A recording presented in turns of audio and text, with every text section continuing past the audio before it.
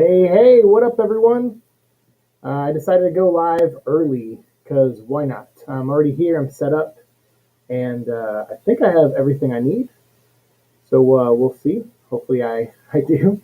And let me just make sure the stream is going on my channel. Welcome to Venom vlog number 619. And today we're going to talk about the ending of King in Black. We're going to talk about issues 4 and 5 of King in Black. Welcome to Venom vlog number 619. Oh, is that how I sound? Do I sound, And today we're going to... Come on, pause. Pause, damn it. Talk about the ending of King in Black. There we go. All right, cool. Slow computer today for some reason. All right, so we got some comments here. Bruno Pagan, before I even started the stream, I already have a downvote. I love that. Someone looks at my thumbnail and they can't even hear me talk about the book. They have to downvote me immediately because I didn't like it. So to that person out there who can't even hear an opinion about or reasons why they don't like something before they downvote something, like, welcome to the channel. You're an amazing person. Hey, what's up, Brendan Miller? How are you? Mark Anthony, hello. All right, we're gonna get into this. Real quick, I'll play the intro real quick so we make this an official Venom vlog episode. So let me play that, and then we will get started. Here we go.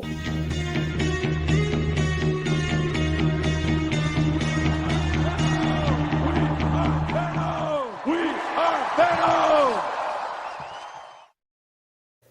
Yeah, all right. So now it's official. We are...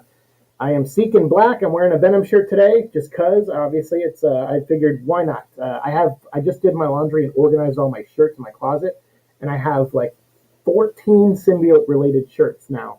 I'm like, all right, that's pretty good. We live in a good time where doesn't matter what I think of a comic or a movie or what you think of it, as long as it's selling well and doing well, we get merchandise, which is awesome. So I'm happy that Donnie had this big run on this book. Obviously there's no hate here. I just dislike a lot of the stuff that he's done with Venom. I'm very critical of it, although he has done some cool stuff with Venom too. And we've talked about that over this whole span of covering his issues from issue 1 all the way till now. And then we still have one more issue to go. So, I feel like it's a little unfair maybe to critique some of this stuff because some of it might be answered in Venom 200. But we're not going to get that book, I think, until June. I think we have like 2 months until we get Venom number 200. So I'm not going to wait 2 months to talk about this book. I figure we got to get into it. So there will be spoilers. If you have not read King in Black number 5, I would say turn away now. And also Venom 34, turn away now. Because we're going to talk about King in Black 4. Then we're going to talk about Venom 34. And then we're going to talk, did I say 35 seconds ago? I meant 34. So we'll talk about King in Black 4, Venom 34, and then King in Black number 5. Those are going to be the 3 issues we talk about today. And I will pop up an image or two from the book from time to time as I'm talking about it. Restore the Snyderverse. Hello. Well, wrong show, but yes, good on you. When I do my live stream later where I talk to about DC stuff with Kevin and Alex, and we can talk about Snyderverse stuff over there. I thought the ending was a reference to Godzilla King of the Monsters. It kind of is, but that's a shit movie, so why would you reference it? But yeah. So let's get into King in Black, because obviously someone disagrees with me. There's already a downvote because someone has their panties in a twist. They're like, oh, he doesn't like the things I like. I better downvote. You're evil, Seek. Unsubscribe. That's fine. I'm sorry you feel that way, but passions are high. I know there are people out there that like Donnie's run a lot more than I did. I just didn't like it that much. I was very critical, as you guys seen, when I look at a book, this is why I like to do discussions and not really reviews. I'm not looking at the book as a reviewer sometimes. I'm looking at it as someone who likes to break down things because I know how things work a lot of times. Now, granted, I don't know every scenario or situation that Donnie and Devin Lewis, his editor, and Ryan Stegman, and his artist, I don't know every single conversation they had, obviously. I couldn't know that stuff. But I have worked in comics for years, and I know how the cake is made, essentially, in typical situations.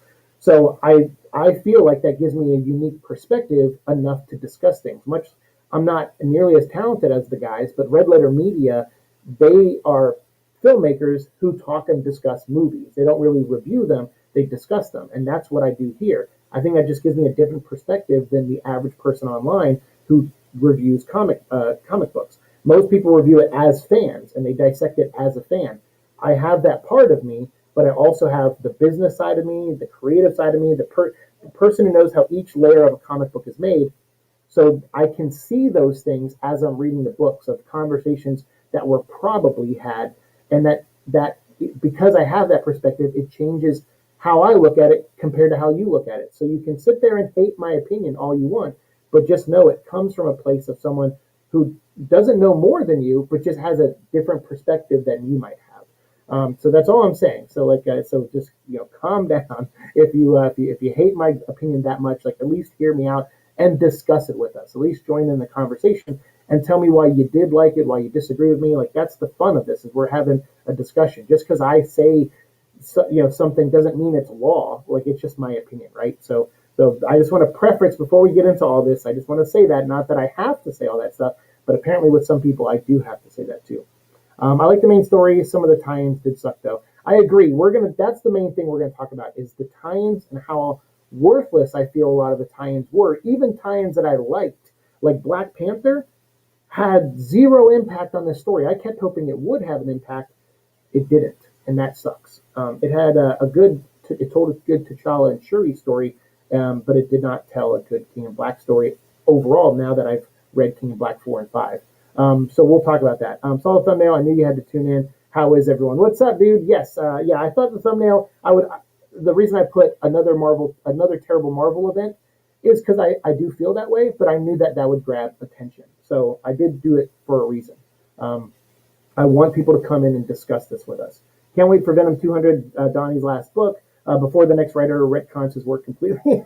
I don't know. I think that's probably not going to happen. I feel like whoever comes in next is going to just pick up probably where Donnie left off. Probably pick up with a certain character that we'll get into. So let's start. Let me get away from the comments for a second here. We'll come back to them. Let's start with King in Black number 4. And hello, all 8 people that are in here. I appreciate it. Thanks for the thumbs up. And even the person who thumbed down me, thank you so much, because that still counts as an interaction with me. So that still helps me out with YouTube's algorithm. So even a downvote, I appreciate.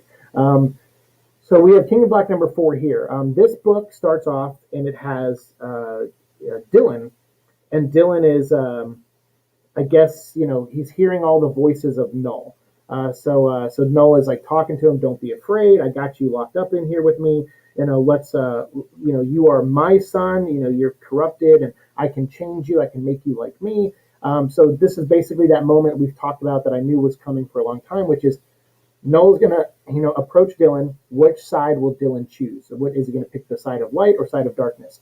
So what we see here is that Dylan actually chooses the side of light. So I did like that. Obviously, I knew that was coming. But Dylan just says, you know what, dude, you killed my dad, because at this point in the book, Eddie is dead, and his memory, his codex, is in the limbo world, and so right now Eddie's dead, and so all hope looks like it's lost, and so that's where Dylan comes in, and he is taking his battle to Null and fighting back.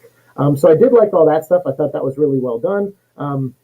But then we also had, like, after that fight, after that meeting, we actually pick up where one of the tie-ins left off. So I really liked this part.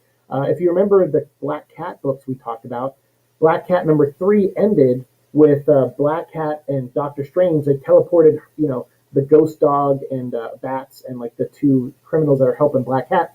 They teleported them and the spider buggy away to safety, and now you just have Black Cat next to Doctor Strange. So that the dragons are coming, and just like at the end of King Black Cat number 3. So I like that. They showed it led right into this. So Jed McKay, good job. Whoever you communicated with, Devin Lewis, whoever. Like, I want to point out the good as well as the bad. So this was good editing, good group editing, where someone realized where a book tie-in ended and where this page can begin. I really like that. So you have them getting overwhelmed by symbiotes, and then that's when Jean Grey shows up and helps them fight back against the dragons psychically. And then that's when Black Cat hands that tree branch to Doctor Strange, and now Doctor Strange becomes that omnipotent being that Black Cat was for a whole issue. So that was really cool. So then you have Doctor Strange here, super powered up, and he's like, all right, 2 can play that game, and he helps take the battle to Null, and you see Black Cat like in the background there, kind of beaten up and like, oh, thank goodness, like finally we have someone who can battle against. And then meanwhile, while that's happening, you have Reed Richards trying to solve the Enigma Force. You have Sue Storm creating invisible barriers. You have Cyclops, who is now free using his optic blast. And you have Storm and Cyclops have been freed because of the events that happened in Venom number 33, where they detached everyone from the limbo world and their codexes went back to their main bodies. So I liked all that, but at the same time, everything that's done in this book that matters big time is typically done by Eddie. And that to me is just typical of Donnie's writing. Like, all right, this is my character, and I see a lot of myself in Eddie, so I'm writing myself instead of the character sometimes. So I'm going to give Eddie all the big moments. And he kind of a little bit almost makes Eddie a Mary Sue. I hate using that term, but kind of like Noel. Noel is just all powerful for no reason. Eddie starts becoming powerful and just keeps adding on the powers. We always talk about power stacking and how that's like a power fantasy thing that a lot of writers have, where they're just like, oh, I'll just keep adding powers to this character and they'll become cooler. Well, that's totally what Donnie does. But in the meantime, you at least get this scene where all these heroes are fighting back, including Jean Grey, who is helping the X-Men fight back against Null. And she's doing a good job. So this is the one issue where other characters other than Eddie actually do something, and that's because Eddie's dead right now. So this is Donnie giving them their moments, but he doesn't really give them a ton of big moments. And they don't take out like any Celestials. They don't take out anything big. And Namor shows up to cause a tidal wave that drowns all of New York. And I'm like, wait, aren't there still people there? But it doesn't. Who cares? Right? Who cares, right? So that like knocks down one of the Celestials, but I think the Celestials get right back up because there's still 3 of them in the next issue.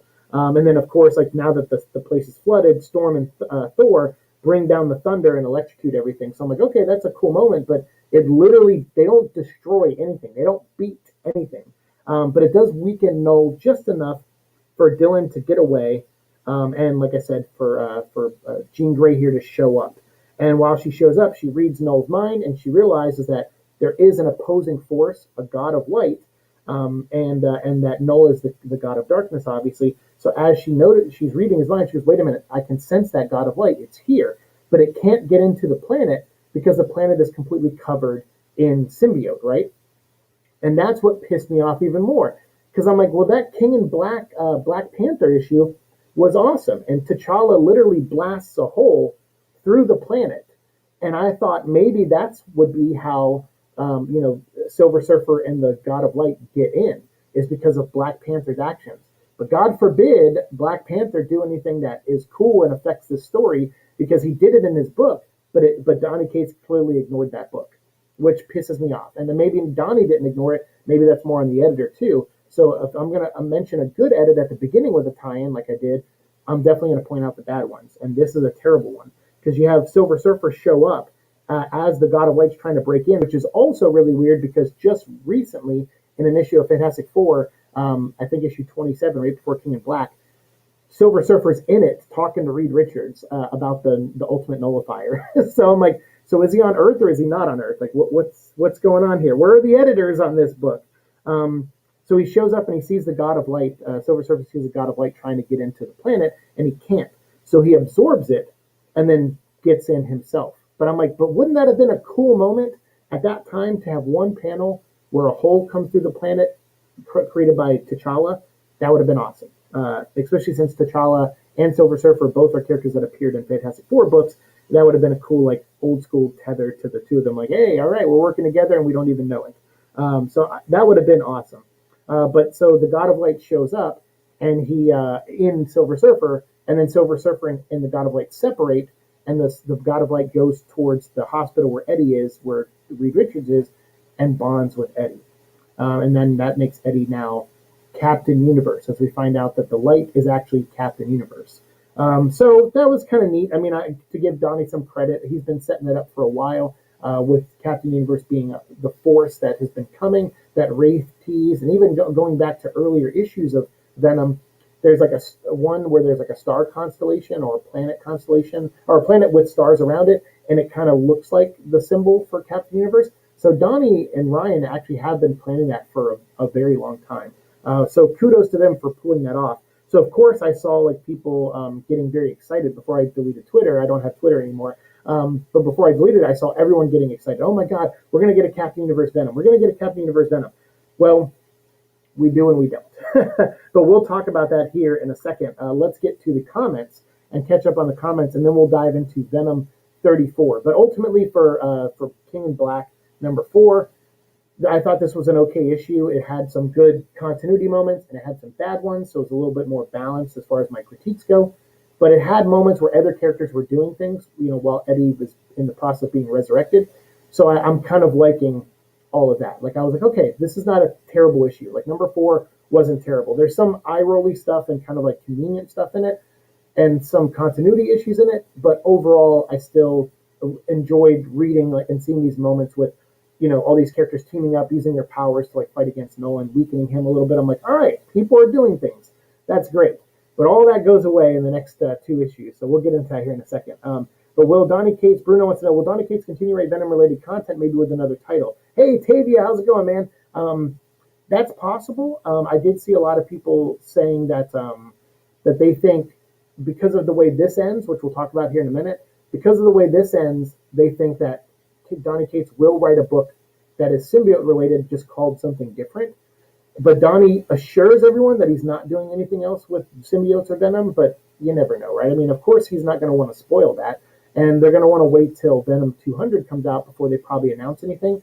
So whether Donny's the new writer or not, I feel like we're not going to get an announcement on the next Venom book probably until closer to when the movie comes out. They'll probably plan, because when the movie comes out now, it got pushed back another week. So September 24th is the new release date for the movie, I think, or somewhere around there. So 21st or somewhere around the end of September. So I would say if that's going to be the case, where that is when the movie's coming out now, that'll probably be around the time they plan the first issue to come out, which means they'll start promoting it probably in July, which gives them plenty of time after Venom 200 for people to go, what's happening next? What's happening next? And then like 2 weeks later, late June, early July, they'll probably go, okay, here's the next Venom thing. Because right now they have the Carnage Black, White, and Blood comic coming out, and they have Extreme Carnage coming out this summer, which deals with the other Life Foundation symbiotes and stuff. So they have Carnage content that'll tie them over before they get back to Venom stuff, I'm sure. Although I do have a theory now that voided out image on Extreme Carnage #1, they have a character that says classified. I think we might know who that is now based on what happens in Venom 34, which we'll talk about here in a second.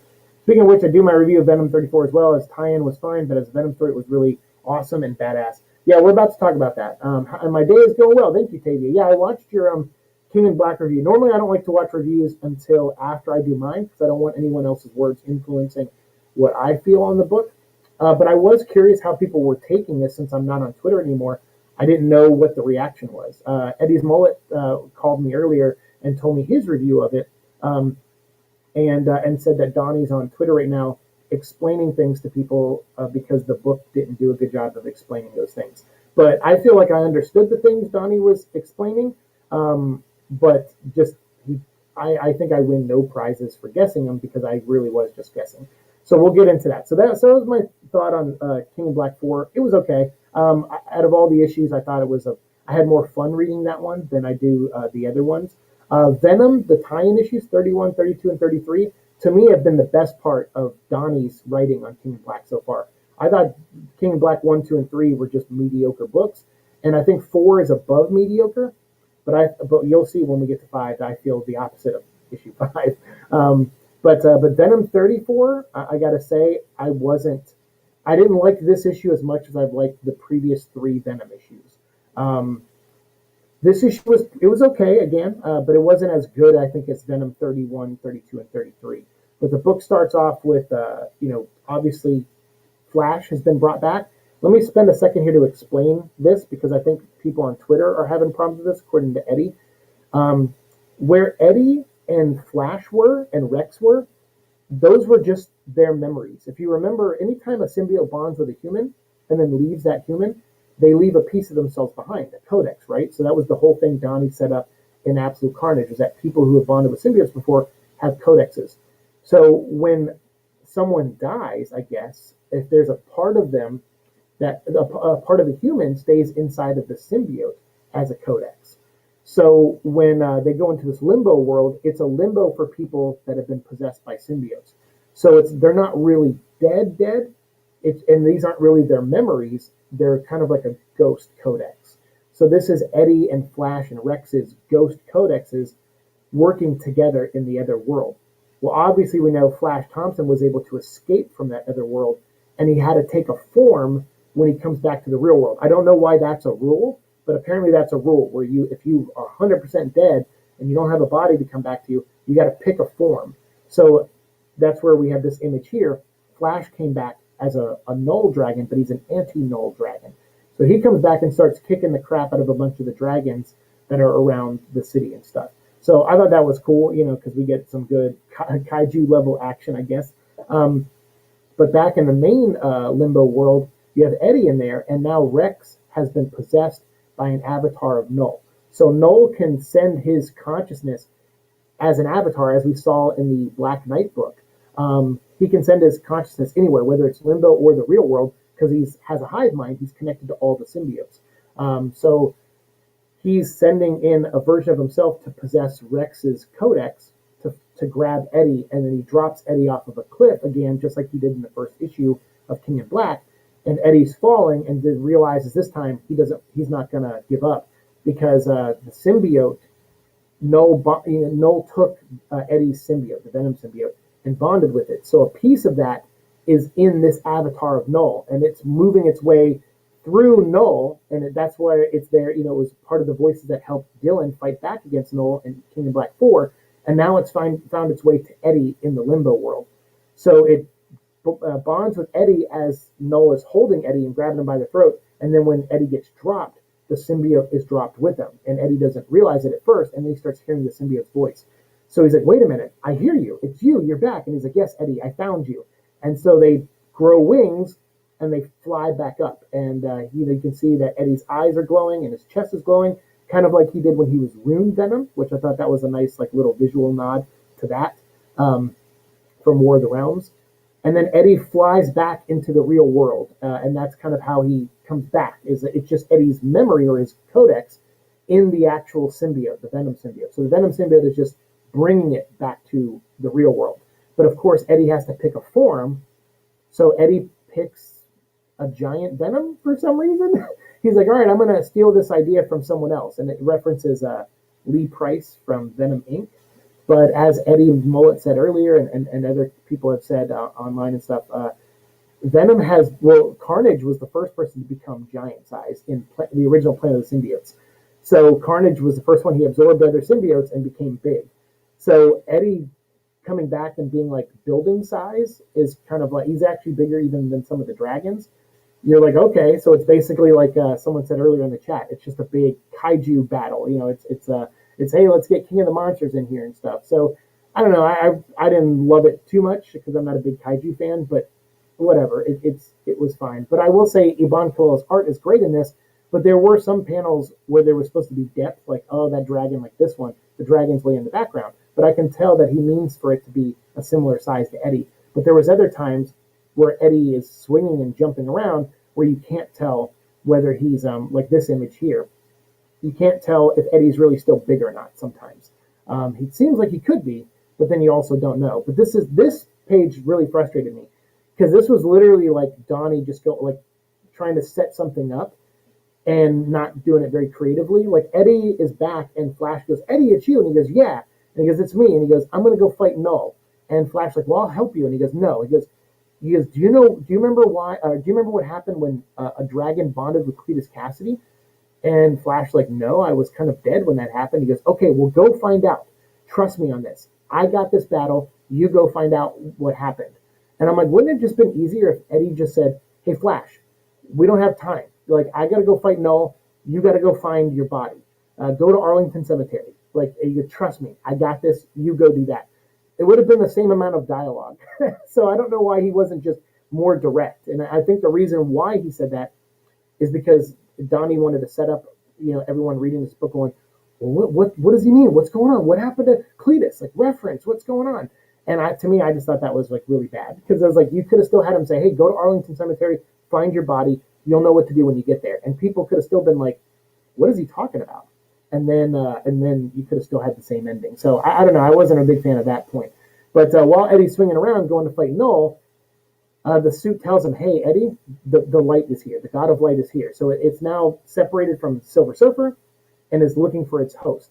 So Eddie's in the air, and the suit or the light blasts through Eddie and steals Eddie's codex. I'm assuming the art doesn't really show this, but it takes Eddie's codex, and I'm assuming the symbiote with it, and brings it to Eddie's body in the hospital to do this to. So this is that moment. So now it's going to bond with Eddie. And then meanwhile, while that's going on, the book ends, again, spoilers, so if you don't want any, please turn away now. The book ends with, Flash here, anti-Null Dragon Flash, going back to Arlington Cemetery to where his body is, and he pulls a Cletus Cassidy, and he resurrects his physical body. So that is pretty awesome. We are actually going to have Flash Thompson alive and back in the Marvel Universe. So those moments I liked, but the book itself was like kind of all over the place. Like, oh, he's in this limbo world, and then he just flies out. The art where he's like coming out into the real world, it's like there's no portal there or nothing. It just shows his hand. So I think I saw people misinterpreting what was happening there with his hand coming into the real world. So maybe that could have been done a little bit better. Or you could have added a word balloon to like explain a little bit more what was going on. But I got what was going on, but I think a lot of people didn't. So yeah. So but anyway, this issue, I don't hate this issue, but I didn't like it as much as 31, 32, and 33. But that moment at the end with Flash, I'm like, okay, this is good because now Flash Thompson exists again in physical form. Back in the Marvel Universe. And I'm assuming since the Null Dragon that possessed or bonded with Carnage, it made him super powerful, right? And he went around grabbing codexes and stuff like that, or codices and stuff like that, and he became like monstrous looking. So he took on the form of the dragon. So if the anti-Null Dragon bonds with Flash, will Flash now have an anti-look to him? And so I'm thinking Flash is the classified character on that Extreme Carnage cover #1 that's coming out soon, or coming out this summer. I think it's Flash in a new form. And maybe he'll be Agent Venom again or Anti-Venom again or something. Whatever it is, I hope so, because I really hated losing Flash. I understand they wanted to go back to Eddie and doing that whole thing, but I think you still could have done that. Oh, they already did do that without getting rid of Flash. So him dying, I thought, sucked. But he did die a hero and saving everyone, which is cool. But this is one of those resurrections in comics where I'm like, I'm okay with this. I want this to happen.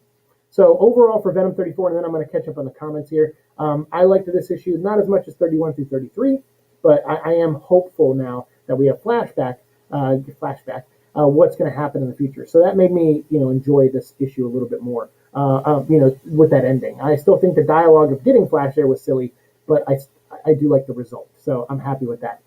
So before we get into King Black #5 and talk about spoilers, final spoilers, let me catch up on the comments here and see what everyone's saying.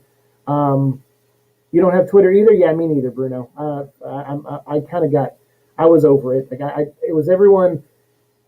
It's like, I guess it's just my timeline because I report things like Venom stuff and everything, but my timeline would just be full of bloggers and YouTubers and everyone patting themselves on the back for like guessing things correctly and stuff like that. And then you'd have people on the other side like yelling about things. And then it's just like, I got tired of my timeline. And then I was like, what am I doing? Like, I'm just posting stupid shit too. So I was like, what am I even doing here? I felt like I wasn't really promoting the show that well over there. I wasn't really, I was just venting and complaining. And I'm like, I don't want to complain. Like, I don't want to just sit around and complain about stuff. I like critiquing things, but I don't like just being like a whiner. So I was like, I'm getting rid of Twitter. And I actually haven't been on Instagram in a while either, but I'm keeping Instagram. But I'm writing my book right now, so I'm trying to stay focused on that, I guess. Will Flash Thompson be a zombie like Cletus was, or does he get resurrected differently? Eddie told Flash a Cletus reference in the comic. Yeah, that's I'm curious about too, is because Eddie says it in a way like it's going to work out for the best. But is it? Like, I'd be kind of curious to see how. So it gives me hope. Like, it sounds like a good setup for a Flash story. So I'm hoping it worked out. Not far from a stretch, but highly doubt he'll be completely different from his old self. I'm thinking they're going to go the easier route where he'll just mainly be his old self. but I wouldn't mind a twinge of something there to add a little drama to the story. That would be kind of cool.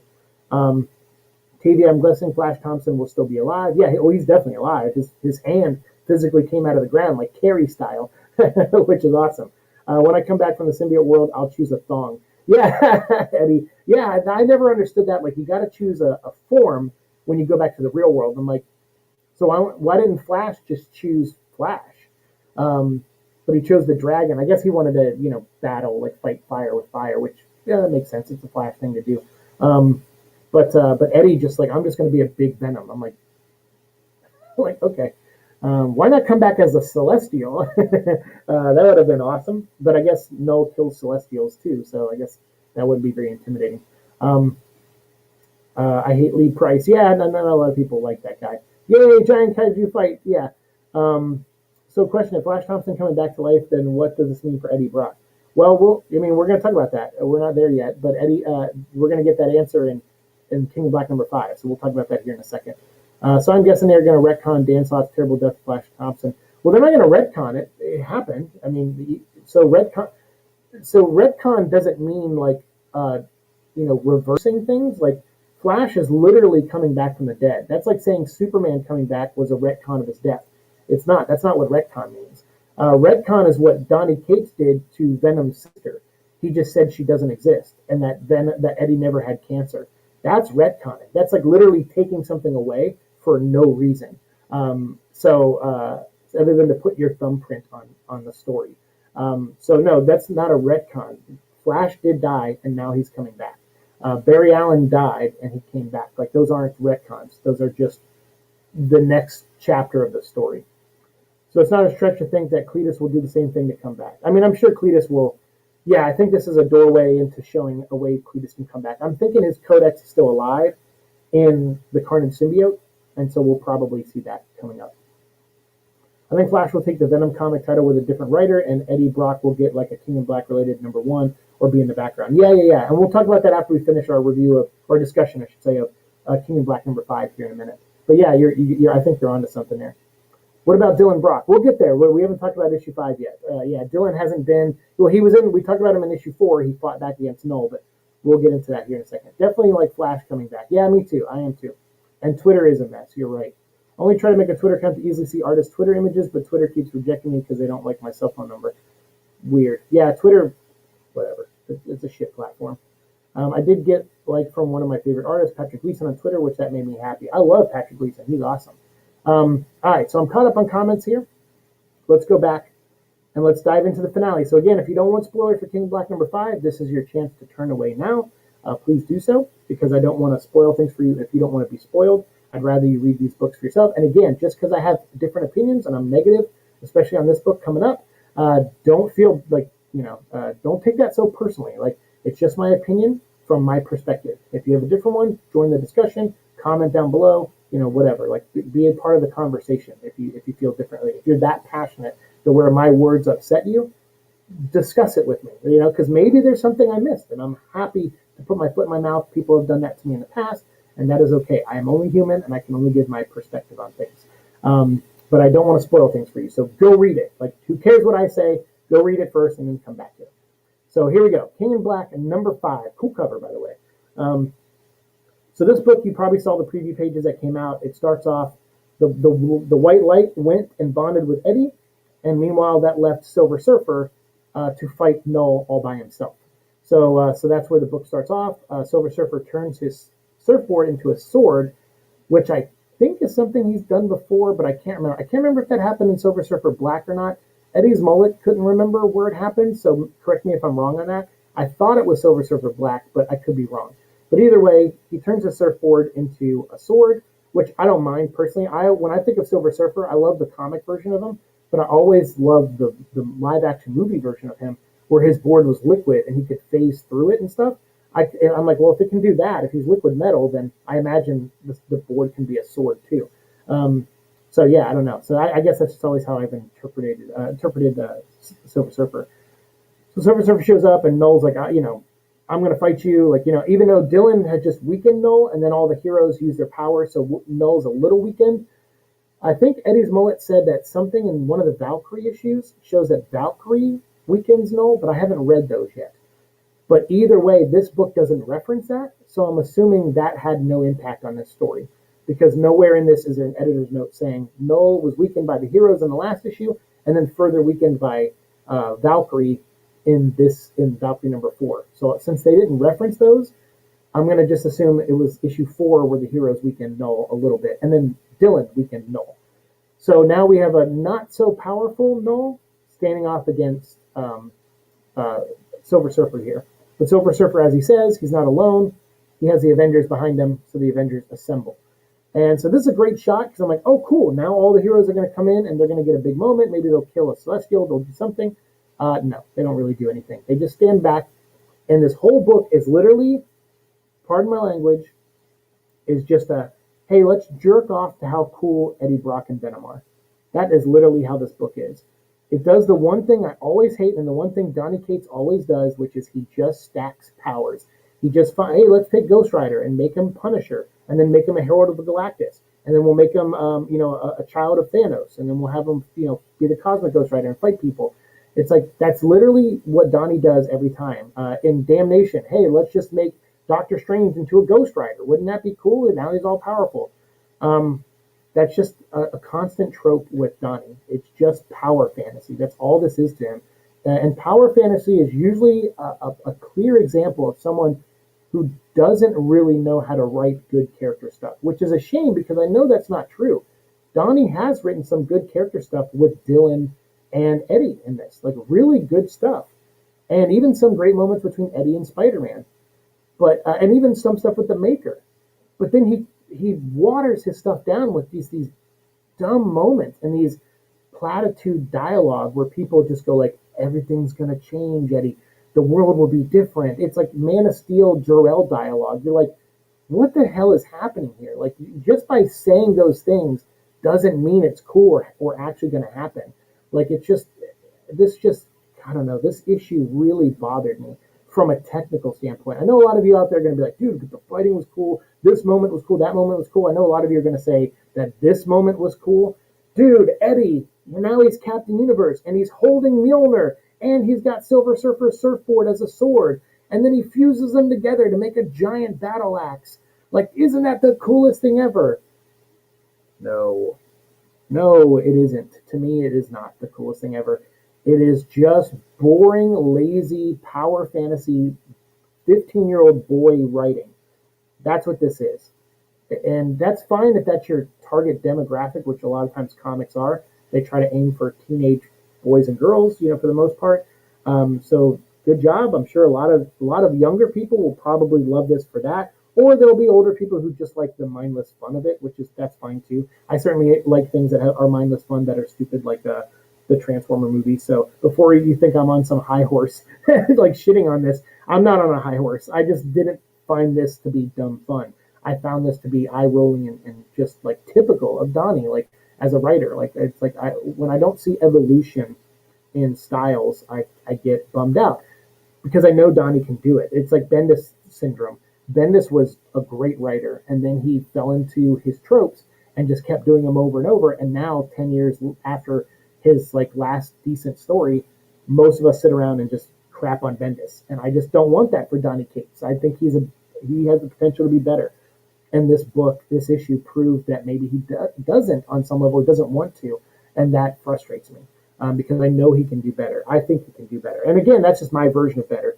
He may love everything he did, and there are fans out there that will. So again, it's just an opinion of one asshole online. So again, don't let it bother you so much. But I didn't think this moment was cool. I was like, oh God, of course he lifts Mjolnir. And I saw some people confused at why Eddie could lift Mjolnir. In Thor, if you're reading Thor, they explain that the enchantments of the hammer are off. So Thor knows that anyone can lift the hammer. I think Donald Blake lifted it to fight Thor with it or something like that. Like, I'm not really paying attention too much to that book, but people who aren't Thor can lift the hammer. So when Thor summons the hammer and it goes to him, Thor looks shocked. He's like, Mjolnir? What? How did it go to Eddie? And I'm like, but anyone can lift it. So that seems like Donny not even knowing his own continuity. I'm like, wait, what? Like, and by the way, there's also a King in Black Beta Ray Bill issue where Thor's in it with the hammer while Beta Ray Bill fights Fin Fang Foom Null Dragon. So I'm like, so when the hell in the timeline does that take place? Because during the final battle, Thor doesn't even have the hammer.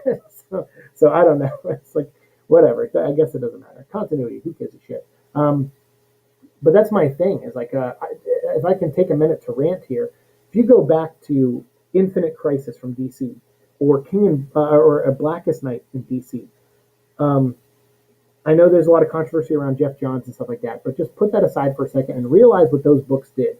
Those tie-ins, a lot of them, further helped the book. And Infinite Crisis had a few tie-ins that weren't that great or well done, but they rectified that because when Jeff Johns was told, okay, we're going to do, Blackest Night, that was originally just going to be a book that took place in Green Lantern and in the Blackest Night main book. It was just going to be those two books that it was tie into, and it wasn't going to be a big event. But DC was like, we got to make it an event because you're our top writer now, and you're selling like crazy, kind of like how Marvel's with Donny Cates. So they're like, we're going to turn this into an event. So what Jeff did was, he said, okay, but if we're going to do that, me and my editors are going to email everyone, talk to everyone, brainstorm with everyone, and make sure that anything that comes out that's a tie-in fits the main story or doesn't contradict too much what happens in the main book. And of course, there's a couple errors here and there. No one's perfect, and it's a big endeavor to make an event book. But in this, it's clear to me that the editors of this book were like, we just want to slap King in Black on everything. We want to get sales up on all these books, which that's great. But make those books matter. What happened in Black Panther one-shot, they shoot the beam up in the sky. Make sure there's a panel in the King in Black book that shows the sky ripping apart so Silver Surfer can get in. Like, why? Like, why do that? And if this God of Light is so powerful, why couldn't it get in on its own anyway? And so it's like these contradicting things. Is it the most powerful thing in the universe against Null, or is it not? Like, which one is it? They go back and forth. They can't make up their minds. But in Blackest Night, like, every tie-in mattered. Everything fit into the overall story. And if the Atom left in this book and disappeared, then they did a one-shot where Atom was crawling around the brain of zombie Hawkman to like figure out what the Black Lanterns really were. And he went into, or he crawled around in the ring of the whatever. So he shrunk down and went into the ring or something. So again, like, those things mattered. All I see here is that someone sent one email out and said, hey, put a dragon in your book. And the dragon, this is how you fight it, this is how you kill it, and after you kill it, this is what happens. And that's it, one email. That's what it feels like. It feels like everyone got one email from the editor, and they were like, from the group editor of this project, which I guess is Devin Lewis, or maybe someone else, I don't know. But someone sent one email. It's clear to me nobody worked hard at connecting things together. That's why I was surprised when the Black Cat issue actually connected to King of Black #4. I was like, holy crap, I think that's the only time this happens in the entire run, outside of things that Donny himself writes.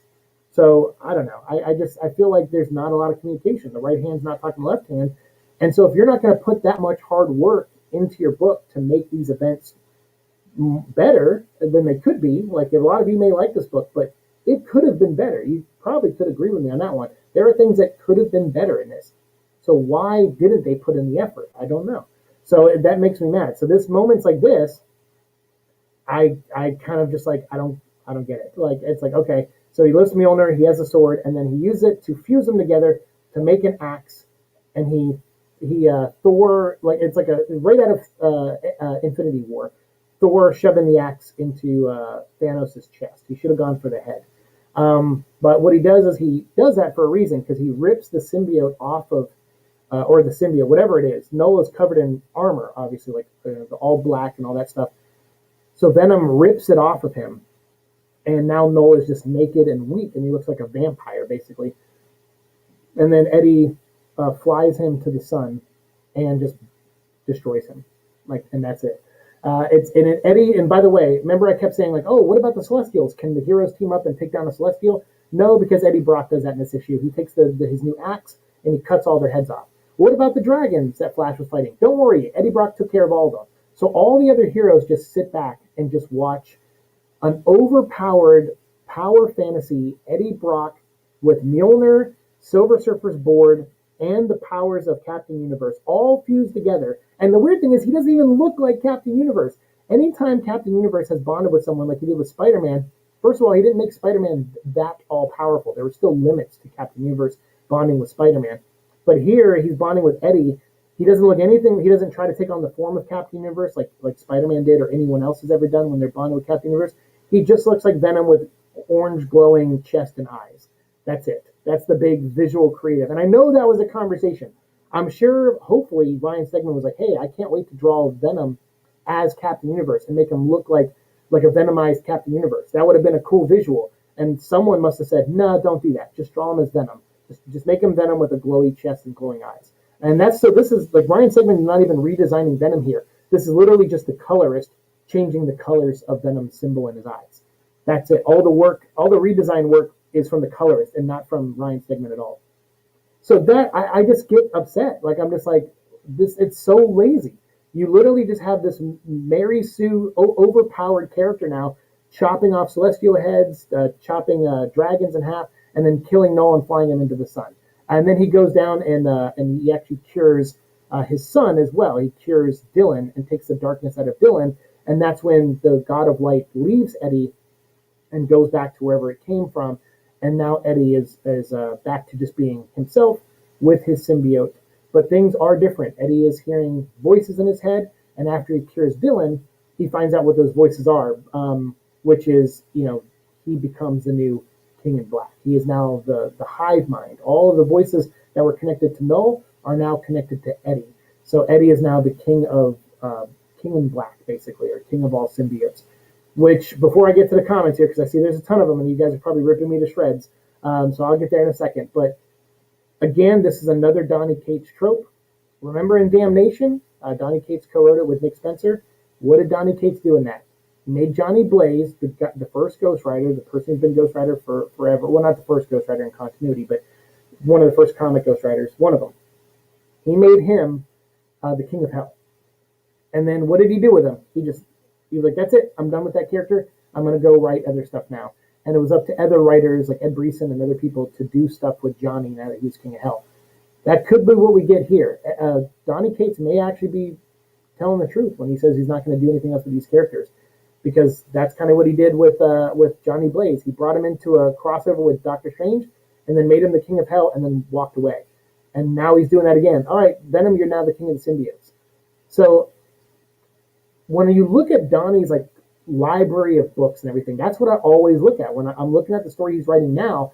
But when I see patterns, that takes away from my enjoyment of the current stuff a little bit, because I'm like, okay, he's just repeating things he's done before. So he does all the OP stuff he used to do with the Thanos Win story and Damnation story. Now he's doing it in this, and then it literally ends the same way that Damnation ended, where Johnny Blaze King of Hell, and now Eddie Brock's King of the Symbiotes. So to me, I was just like, whatever. And of all the things to give one whole page to, you could fit in other stories, other things. So if there's a tie-in that references this, you guys have to let me know in the comments, because I haven't read all the tie-ins yet. But what is up with this? Blade is being overrun by vampires, and then he goes, nah, I'm good. I don't need to call for backup. And they're like, what do you know that we don't know? And he goes, I know what time it is. And so now that Null is dead, the sun comes out, and the world of darkness is, wiped away. So all these vampires turn into ash and they get killed. Why do they spend any time on this? Again, is there a tie-in issue where the vampires have taken over? I assume that makes sense, that there's no sunlight. So vampires are probably having a field day during this. But vampires, much like demons, can also be venomized or taken over by Null. So I don't get it. I don't get this page at all. I'm like, why would you throw in this page unless it wraps up one of the tie-ins? But of all the tie-ins, if there is a tie-in that ties in this, of all the tie-ins to wrap up, why that tie-in more than the other ones? I don't know. There was no payoffs in a lot of the tie-ins in other books. Like I said, some of the books you do get, you get that big moment with T'Challa blowing a hole through the earth to create a hole in the symbiote cage. That could have been your reason for Silver Surfer and the God of Light getting in. But why did that not tie in? So I don't know, man. Whatever. So this issue, it just was tropes the story. Donny Cates tropes the story. That's what this was. It didn't bring a lot of new things to the table. And even though Venom is king of the symbiotes now, that doesn't excite me that much. Who cares? I'm most excited for Flash coming back, honestly, because then I'm like, well, maybe we'll get some real good grounded Venom stories again. Venom being this big cosmic thing and this big, it's like that's fine. He's a cosmic character at heart, so I get it. It's cool to do something new with him. But this issue was just like the laziest way. It was just like it's like it was fanboy the comic. That's what this felt like. And to me, I'm like, yeah, but you're a professional. Like you shouldn't write just as a fanboy. You should have the ability to like second guess yourself and change things and work on things and develop things more. And this, like I said, this just felt like fan fiction. This is the kind of stuff fanfics are. It's like, hey, let's have Eddie Brock lift Mjolnir and grab the Silver Surfer blade and fuse them together and be Captain Universe. Like that just seems like a fan fiction thing. And that's what a lot of comics are to me nowadays. They're just bad fan fiction. So I'm not a big fan of this issue. I thought this book ended like most Marvel events do, which was just nonsense, a lot of it. And although they had some moments that are neat, I thought the moment where Eddie purges Dylan of the darkness inside of him, I thought that was a great moment. That was a nice tie up to all the stuff building up from Dylan, and now it seems like he might be cured of whatever Null infected him with. So we'll see if Dylan continues to have powers later. Maybe we'll never know, or maybe he'll be the host of Sleeper now, and he'll be like Kid Venom or something, or whatever. They'll just call him Sleeper. But that would be cool. Maybe he doesn't have powers anymore, and he's just a regular boy, which I would like that. But this book doesn't explain that. We'll have to wait for Venom 200 to know that for sure. So again, it feels weird critiquing some of this because I feel like the real payoff on a lot of this is going to be in Venom 200, but I just don't want to wait too much to talk about this. So those are my thoughts, but now I have 47 comments to catch up on. So let's get started. Let's go back here and read what everyone said. Here we go. I love Silver Surfer is Tavia. That's where we left off. So I love Silver Surfer too. He's great. Yeah, I skipped the tie-ins. They weren't with it. Yeah, some of them were not. But I big thanks to Cam Frazier for donating all the tie-ins that he's donated so far, and he'll be sending me I think some other ones soon. But I don't want to push or rush them. And Cam, if you're unable to, don't feel bad. Let me know which ones you're unable to go get or whatever. If you can't go out to the store, don't worry about me. Worry about yourself. I know you're going through a lot of health things and other things right now, so focus on you. If I need to go buy these issues, I get paid in a week. I'm happy to do it. You got me to the finish line. It's okay. So just let me know if you can. But don't push yourself. Don't go to the bookstore just on my account, and also don't rush. I'm happy to wait on stuff too. I'm okay taking a little break from King and Black, to be honest with you. This was just not good stuff. Quick Google search, Silver Surfer did turn his board into a sword in Silver Surfer Black. Thank you. So I thought I remembered that. So that didn't, there was a lot of things people seem to not understand about this book, but hopefully I did a good job explaining it. This book is not smart, in my opinion. It's not something where I couldn't figure out what was going on. I could figure out what was going on, and the problem was I thought every reason why it was happening was just boring and lazy. So I had the exact opposite reaction of a lot of other people, but other people did. They were like, I'm confused. Why is this happening? Why did the surfboard turn into a sword? And how can you lift Mjolnir? And it's like, well, go read Thor to know that answer. Go read Silver Surfer Black to know that answer. Donny Cates was right. You do have to read all this stuff to kind of win, not win no prizes, but just understand basic things so you don't question them. So luckily I did read all that stuff. So, yeah. You like power fantasy? I mean, that's fine. When Halo first came out, Halo is a great example of power fantasy. That first Halo game is a great game, but it's power fantasy. There's not a lot to the character of Master Chief. Not a ton. They try to make him a little bit of a blank slate with just a guy following orders because they want you, the character, the player, to put yourself in his shoes. So that's fine. I like Halo. So don't worry about that. Don't feel bad about power fantasy. But power fantasy done really, really lazy, that's what I think Don Cates does. He just goes, let's take this character and add these powers to him, and that just makes him all powerful. And it's like, but why? just to do it, and just so you could and you know what I thought would have been a cooler twist with Null is if Null was a bullshitter. If all this time Null was like, I'm the most powerful, and he's making everyone afraid of him. I can do this, I can do that. And you find out in the end he's just full of shit. That would have been more interesting to me than what happened. If he just wasn't actually the most powerful thing in the world, and that he didn't have that much of a tether to the darkness. That would have been more interesting to me, to be honest with you. But yeah, no, it wasn't that at all. That was really awesome and badass. So, yeah, I don't know what moment you're talking about. You're 36? Okay. Well, I mean, like I said, I'll try to put people down, but that's my opinion. Like I said, some older people do like that kind of stuff. I like some of the Transform movies. Like I'll throw myself under the bus on things. This was not one of the times. I'm not going to throw myself under the bus for this book. I did not like it. And Tavia's 29. There you go. Cosmic Force is one thing, but getting Mjolnir and the board too, that's too much. I mean, you already are Captain Universe. But again, Captain Universe never made anyone all powerful either, to an extent. So I get the wanting to add Mjolnir and the Surfer board, but whatever. I don't know.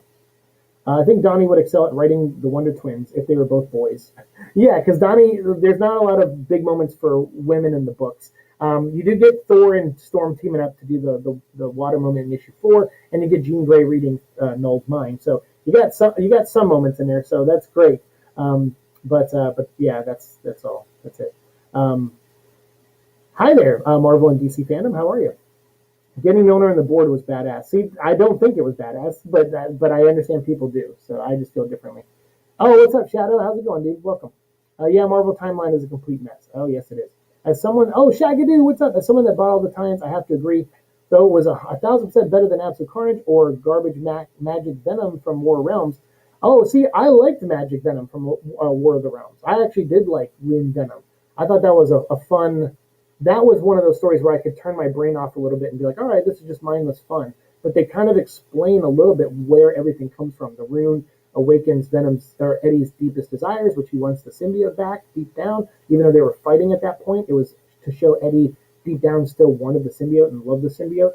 And then it enhanced the symbiote because it had magic to it. So, but it wasn't really a symbiote. So, and that crystal is still out there somewhere. Someone picked it up. So Cullen Bunn certainly left a little something to come back to one day, but hopefully he does. But yeah, Bruno and Tavia, there you go. Bruno, you should watch Tavia's channel. You should subscribe to him if you haven't, because Tavia did a review also, and he liked King Black a lot. So if you want more of someone who has similar opinions, then check out Tavia's review, because it was a good review. And again, I didn't agree with the review, but I like Tavia. Tavia is an awesome person.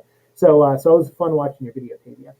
That controversy of Jeff Johns is just a complete mess, and honestly, I don't blame him for whatever happened to DCU. I blame more of the higher ups. I mean, I don't want to get into that stuff here, but yeah, I mean, but what my point was that they made an effort to talk to everyone who worked on Blackest Night tie-ins to make them make the most sense as possible.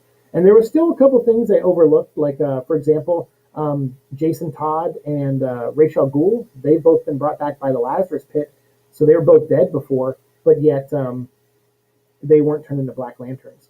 So there was some things in there that you could definitely, say like, hey, what's up with that, Jeff Johns?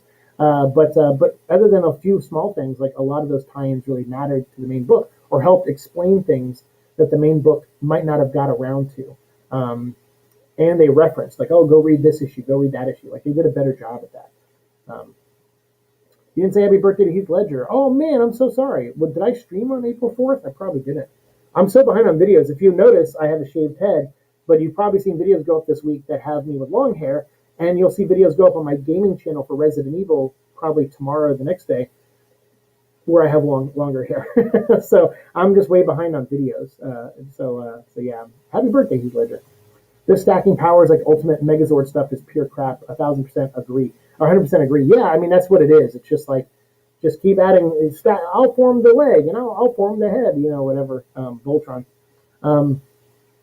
Yeah, you like power stacking? Yeah, see, but to me, I think it's the least creative thing you can do with characters, because no one's really earning anything. Like Eddie Brock, I would argue, didn't really earn anything. He's just the guy in the right place at the right time to become the God of Light. So I don't think he earned that much, although he does earn his life back to some degree, because his codex fights its way out with the symbiote out of the limbo.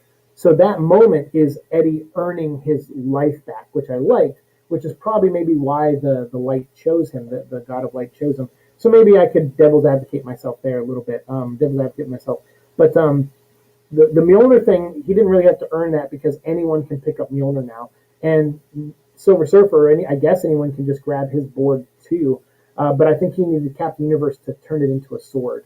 So I don't know. To me, I don't like power stacking. To me, it's very lazy storytelling. because it's easy to do. You can do it with almost no explanation a lot of times. Marvel events always do pointless tie-ins. I hate that. And that's why when Devin Lewis came out like 6 or 8 months ago talking in that interview where he's like, we need more tie-ins. Like events should be big. They should affect everything in the Marvel universe. And it's like, but you don't really affect anything. Go read most of these tie-ins. They don't really affect that much to those characters. Like those characters will forget that event for the most part from here on forward. So yeah, I'm just not a big fan. Don't cry, Bruno. It's just my opinion. Marvel and DC fandom, but he's dead. Yeah, but he's dead. Yeah, exactly. Yeah, some of the tie-ins did suck. I think a lot of the tie-ins. Now that I've finished the series, not a lot of them matter. They just didn't matter to the overall arc, and so you're kind of like, then why did they existed to boost sales of those books? Fine, I get that from a business standpoint, but at least make them matter a little bit more. Still, the man would have been 42. Yeah, Heath Ledger. Yeah, that's only 2 years older than me. Me and that guy were close in age. Most of them I didn't really wasn't a big fan of. Even if he's dead, the man was going to play Spider-Man in the Raimi films. Oh, that's right. Yeah, I remember there was a rumor about that. That would never be have been horrible. So glad he never played Spider-Man. I like Heath Ledger though. I think he would have done any role good. I would have really liked to see Brandon Lee play Spider-Man. Brandon Lee, who was the Crow. I would have. God, he would have. What other superhero with all the Marvel movies and stuff right now? Like, I feel like he would have been somebody. I would have loved to see Brandon Lee play somebody. Bruh. Think the Dream Stone would have made more sense than gaining Mjolnir and the board. Just use Captain Universe powers to feel Dreamstone, boom, enhance the other superheroes in the room Venoms. But that's the other thing. Once Venom shows up with all those powers, he literally tells everyone, don't worry, guys, I got this. Don't worry, Flash, I got this. Like, you're just like, so, okay. So it's an event book, but it's only a Venom event book. Like, no one else can have anything. So that's why issue 4, after I read issue 5, I liked 4 a little bit more, because at least the other characters did something. They did something, which is, thank you, Donnie, for giving them something to do. Agreed. I personally love Venom, Eddie killing Null. I mean, of course he has to kill Null. Of course that has to happen. So I wasn't upset by that. But it was like, but then he also had to go kill all the Celestials and all the dragons, and then go kill Null.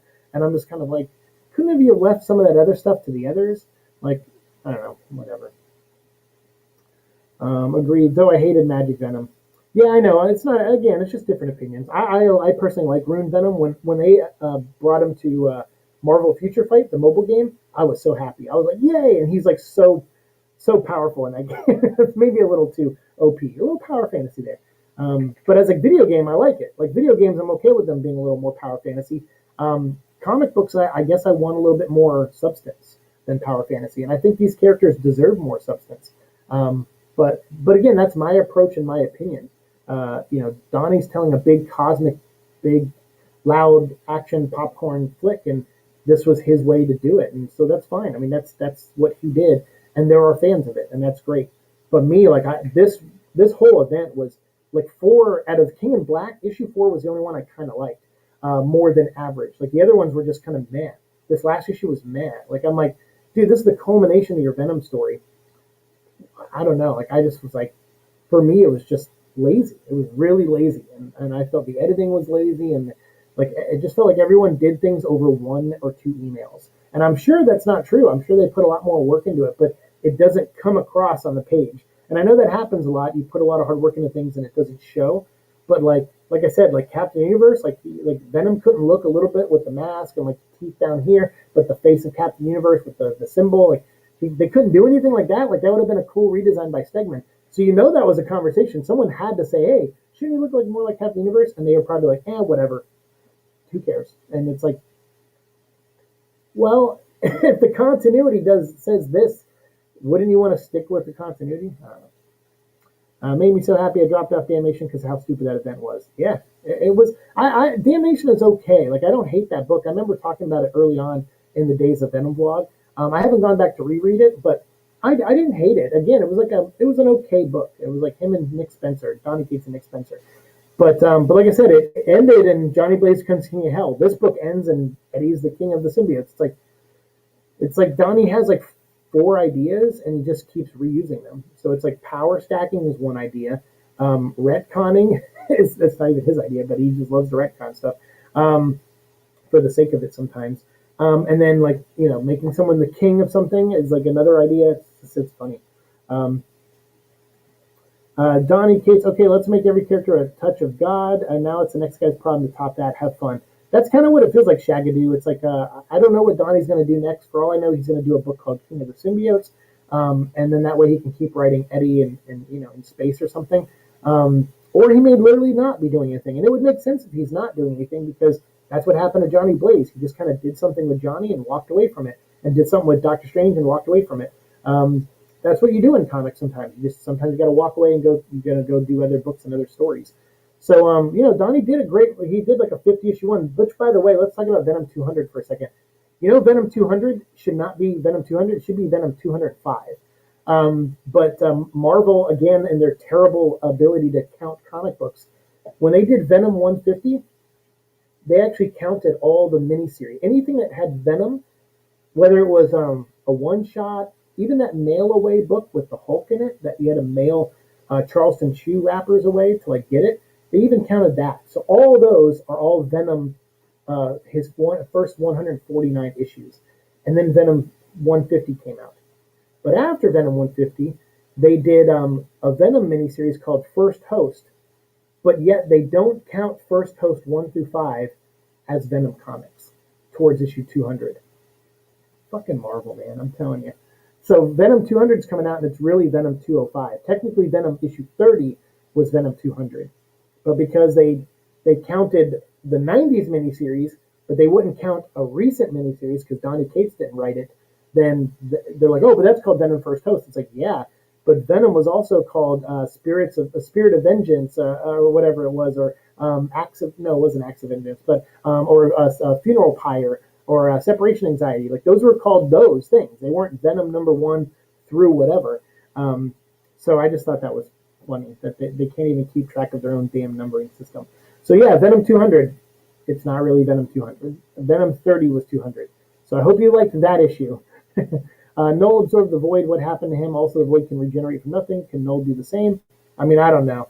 But he's now vaporized by the sun. I think someone was saying, like, how could Venom throw him into the sun? I'm like, well, he has Captain Universe's powers, so the symbiote wouldn't burn away, I guess, because I guess the Captain Universe would protect the suit. So that's how Eddie was able to get that close to the sun and burn Null, but not himself, I guess. I don't know. Who cares? Oh yeah, the Void with Sentry. I completely forgot about him. Yeah, so that whole thing. I don't know. I haven't read the Valkyrie issue, so maybe the Void is destroyed in Valkyrie. I haven't read those issues though, so maybe that's how they weaken Null a little bit more. But again, this book King in Black 5 does not reference the Valkyrie series. So as far as I know, if you just read King in Black 5 issues and the 5 or the 4 issues that Donny Cates wrote of Venom to tie into it, if you only had the money for those 9 books, which originally that's all I was going to do, but then Cam was nice enough to donate the tie-ins to me. So if I just read these like 9 issues, I would just assume Null was weakened by Dylan and the other heroes in issue 4. And I would have no knowledge of Black Panther blowing a hole through the symbiote wall or cage. I would have no knowledge of the All Black being out there and being set up to be some powerful thing and then it never coming back in. I would have, if I didn't know about the Thor stuff in his Thor book, I wouldn't know that Mjolnir could be picked up by anybody. I would have thought that Eddie could just summon Mjolnir all of a sudden because he was worthy. So again, if you don't read all those things, you don't really get some of the bigger scope. But also, if you do read those things, it's still pointless. So it's like you these little moments in the comics, you just don't second guess them as much, but they don't make them better moments, in my opinion. So Blade is playing a big role in Heroes Reborn. Is my guess that the vampire scene appeared out of nowhere. I'm gonna guess that is probably true, but it was a dumb scene, I feel like. Bro, I hate the new Venom comics. Oh yeah, so I mean I don't hate them. Like sure, Don. The thing is, I can't hate them because Donnie. I'm a Venom fan, right? And I mean, obviously, so like he has elevated this character, whether I like his run or not. That book was the number 1 selling book at Marvel. As a Venom fan, I have to like that. I have to love that even on some level, because that means there are other people out there that are now becoming Venom fans. Just because they're becoming Venom fans on a story that I don't personally like, that doesn't mean I don't like having them as Venom fans. Like, I want more Venom fans. Like, that's how this channel grows. That's how the community grows. That's how fandom grows. And that's how Venom sticks around for another 30 plus years, like, so that's why I don't like drawing lines in the sand. I'm not here to say, hey, this isn't a Venom story I like, so fuck this story. I'm not really here to do that. Like, I'm sure if someone actually came to me and said, hey, would you like to write a Venom miniseries? As much as I would say I probably wouldn't reference this run, I probably would, because I'm a stickler for continuity. I like to make things make sense. And but me, the one thing I would retcon is I would give Eddie Brock his sister back. Um, I would have I would reveal that the memory of her was kept away somewhere by Null and in the void or something, and so Eddie would go into the void or into the hive mind or something and find his sister and find out that she actually is real in his memory somewhere, and then when he comes back to Earth, um, he remembers her again or whatever. Like, I don't know. I'm just spitballing. It sounds dumb right now, but if I worked on it a little bit more, I would come up with a way to bring his sister back. Like, that would be my big Venom retcon, and that would be it. I wouldn't retcon anything else that Donnie did. I would just bring back Eddie's sister because I think she's important to his upbringing personally. The way she treated Eddie as a kid in Dark Origins made me understand Eddie a little bit more. But what Donnie has done with Eddie doesn't really make me understand Eddie more than I already did, in my opinion. So to me, he didn't add much to Eddie other than showing a different side of Eddie, which is Eddie as a father, which is great. I actually really like all that stuff. And Eddie as a good father, as opposed to being raised by a bad father, that's always a great story. I was raised by a bad father. I won't be a father other than to my dog Echo, but I do like that story of like, hey, I had a bad childhood, but my child will not go through the same thing. And Eddie purges his son of the darkness that's inside of him to give Dylan a chance at a better life. I love that. I thought that was a great moment. Probably my favorite moment at the end of King in Black in issue 5. I like that more than I liked all the Mjolnir bullshit, to be honest with you. Donny Cates should be invited to the program. Donny Cates has asked to come on the show before and has never come on. He actually wrote in a comment in one of our videos, me and Eddie's Mullet was my guest on that episode, and he asked to come on. And so I said, can I send you a couple questions so you know what we're going to ask you? And he said, sure. So I sent 2 questions from me and 2 questions from Eddie, and then I figured we would just have him on and discuss other things. But he said, yeah, sure, just DM me. So he followed me on Twitter, and I DM'd him, and then he never read the DMs. And I even followed up with him like twice, and they never were marked read. So he has an open invitation. I would love to pick his brain and talk to him about stuff and just not even about specifics anymore, because now his run is done. I would just like to just talk to him about just ideas in general and stuff. Just on your behalf. Like, I'll be honest with you, at this point, I invited, like he asked to come on. I sent out an invitation. He said yes, and he hasn't done it. I understand he's a busy guy, and he does his own show too, and he's working on a million comics, so I'm not offended, but at the same time, I'm like, hey, my invitation went out. My work is done. I'm not gonna like beg the guy to come on. If he ever wants to come on, the invitation's always there. But I'm not, I'm not gonna have him on and just to trouse the guy and say he's a terrible writer. That's not what I do to guests on the show. I bring guests on to give you guys that experience, so you guys can hear from them certain things. Like, I try to ask deeper questions than the average interviewer, hopefully, so that way you get answers that you might not get from like CBR and other, printed interviews with these guys, or sometimes even from their own podcast. So I try, but again, like, the invitation's always there, but I don't think he's ever going to take it. Now I deleted Twitter, so unless he wants to email me, I don't have a way to be contacted by him. But the invitation's always open. But I would only interview him so you guys could have that on this show. Like me, I mean, I love getting interviews on the show, but I'm happy just me talking about Venom and then getting your guys' opinions. Like, that's the fun of the show for me. But the interview stuff is like, it's cool to interview people, but I would just be doing it for show content, and not for any reason for me, because I think I have all my answers from Donnie now that I've seen his run nearly completed. I have all the answers I really need from him, but I know some of you guys are like, hey, I'd love to hear you talk to Donnie. I would love that, but I opened the door and he hasn't walked through yet. So maybe one day he will. That'll be great. Kid Venom, sign me up. Yeah, I would love that. Kid Venom with Dylan as Sleeper. That'd be cool. This made me think I hate Venom comics. Well, I mean, don't let my opinion skew you. Like that's the one thing I always say. I know I have a lot of young people that watch my episodes. Like, it's just my opinion. You can agree with them, sure, but I'm not some. What I say is not gospel. Go make up your own mind. Do not let people online influence how you think. That's why I hate the term influencer and stuff like that. I'm just a guy who talks about Venom. That's it. That's my job here, is to talk about Venom, and then soon now we'll do Black Adam. So that's it. That's my whole thing. I don't want to influence anyone's opinions. I say my opinion. I want to hear your opinion. And if it's a different opinion of mine, that's even better. I like that because then that opens up conversation and dialogue.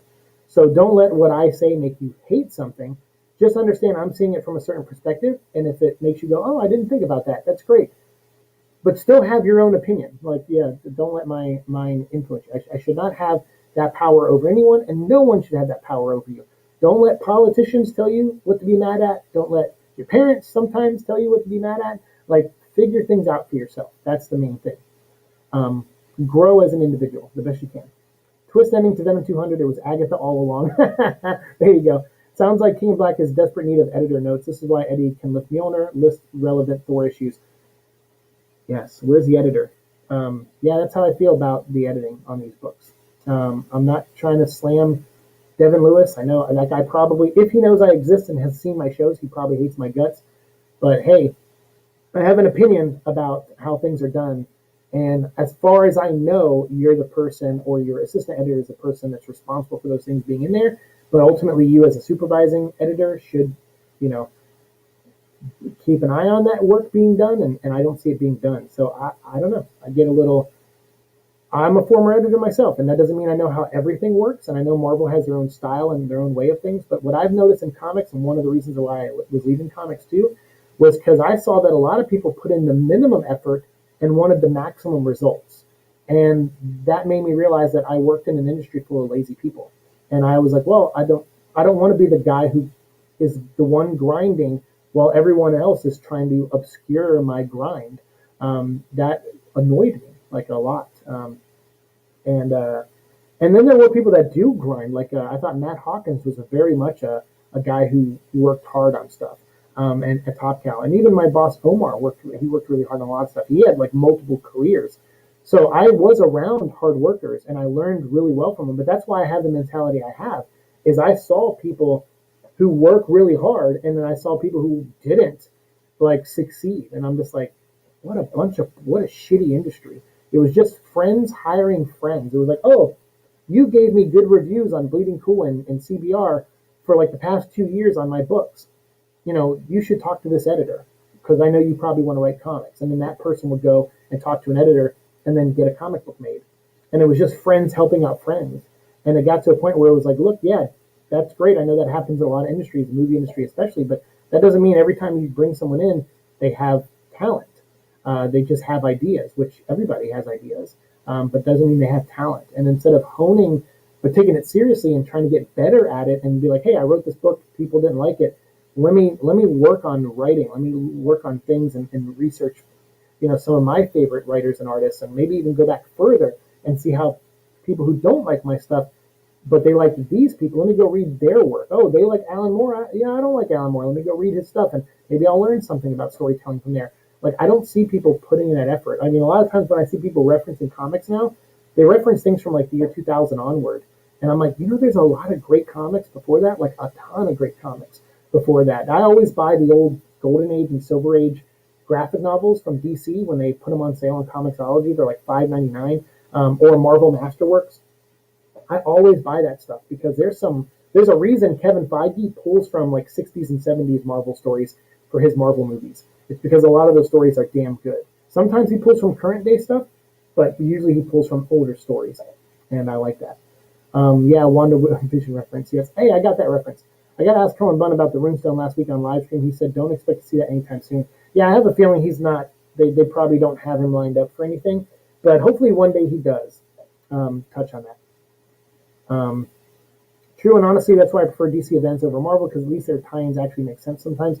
Sometimes they do. Sometimes they're, I mean, it's hard. I'm not going to say it's easy to, like, group edit and look over 50 or 60 tie-ins and your main books but then don't do it. That's my whole thing. It's like, I understand from a business standpoint, you kind of have to because you want books to spike in sales. But at the same time, like if it's hard to do and you're stretching yourself too thin, stop. But that's the thing is like I don't think it is. I think it is hard work to do all that stuff.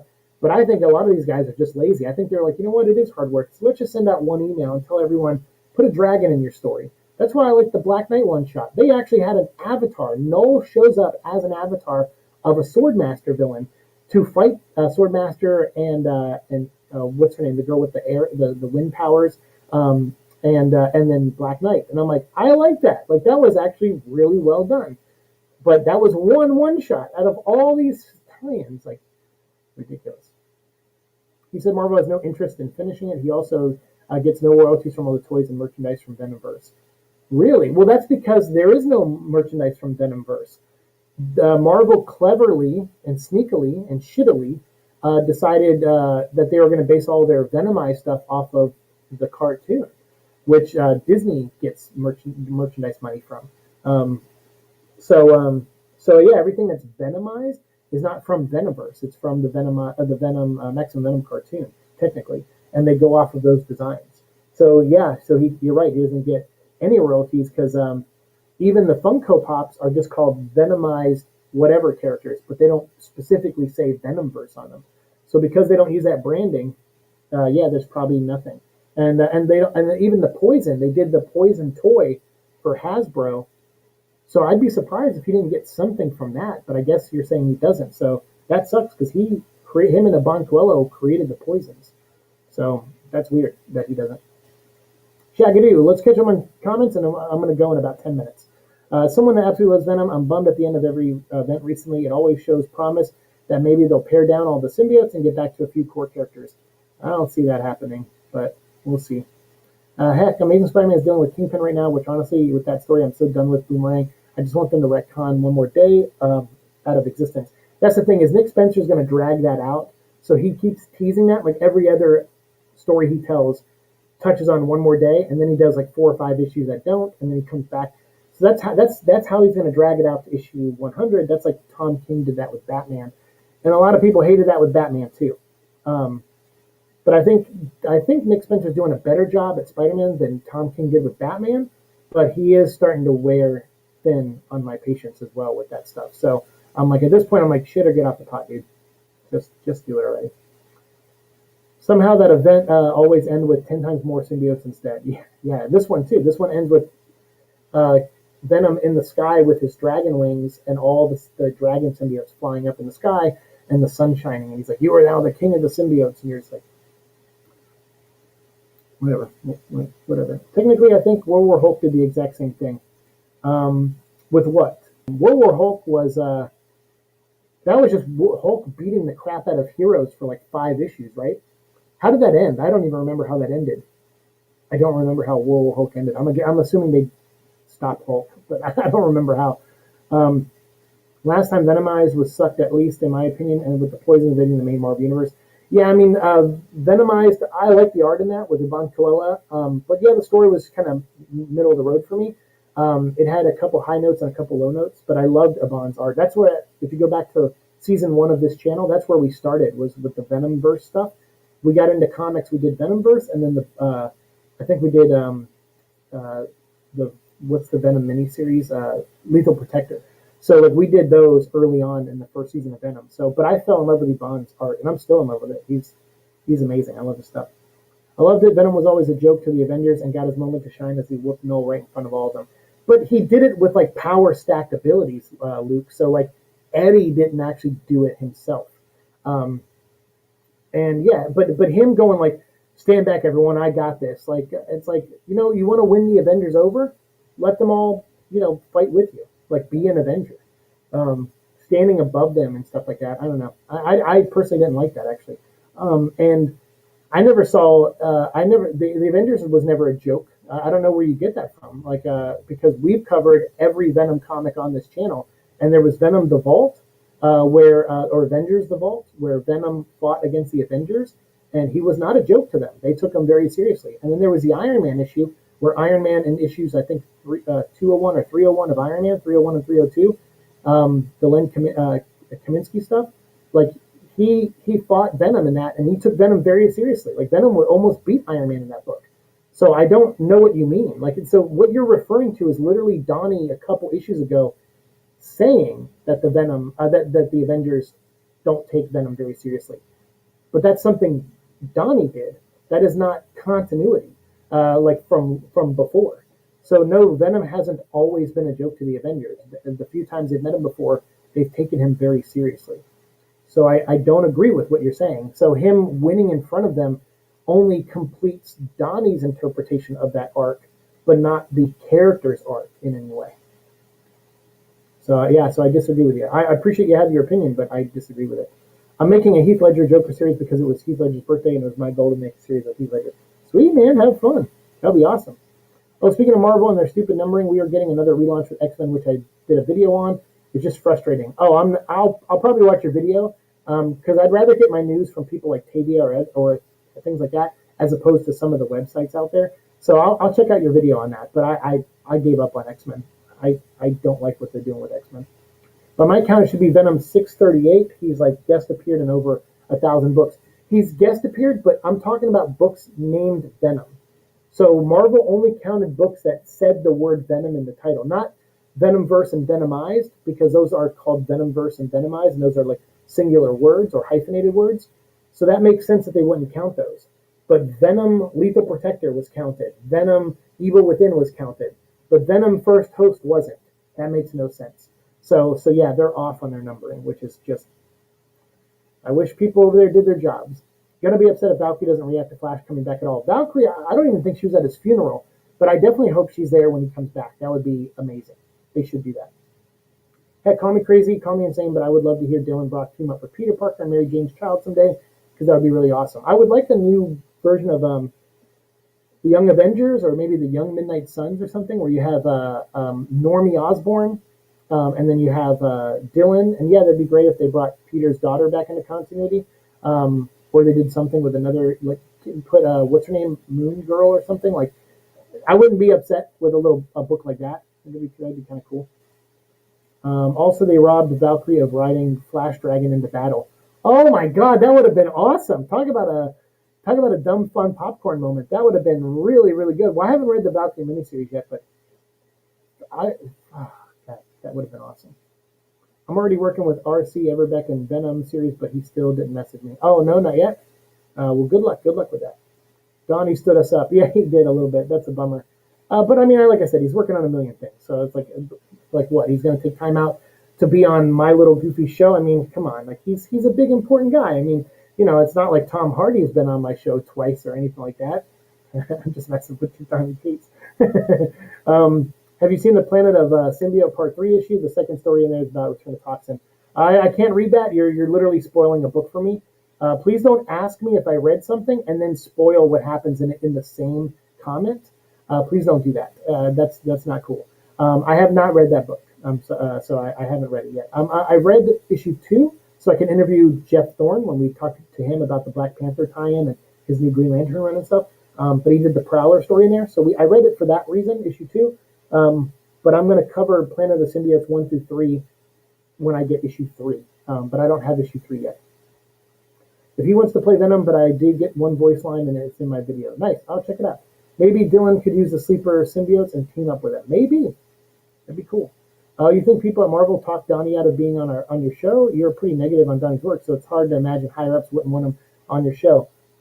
I mean, I don't know. I don't think anyone at Marvel really knows about my show. It's funny. I never think about that stuff. Like, people are like, oh, but you got 2,000 subscribers. Like, I'm sure they had to at least heard of you. You've done 600 plus episodes, and Donnie's commented on your video, so probably someone checked out your stuff. And I've tagged like Devin Lewis and stuff, and I only tag people in episodes where I say good things. I try not to tag them in stuff where I'm negative. So I never tag them a lot and stuff, but I tag them enough to where someone's like, they probably know who you are. But I mean, if they do, I don't know why they would care. Like, I will say, I mean, besides the Venom site, I'm probably one of the only other people out there that is like specifically Venom, you know? So I can understand a want, even from a business level, to be like, hey, wouldn't you want Donnie on the show? Because even though I'm critical, I don't have anything personal against the guy. So, and that, I think that's a good way to bridge conversation, because I think a lot of times people just go, oh, you're negative, you know, then we're going to ignore you, or you're just a bad person or whatever. It's like, but I'm not a bad person. I just have a perspective on things, and you may hate my opinion like with all your being, but I'm not unreasonable either. I feel so. I feel like I don't know why that would make people not come on the show.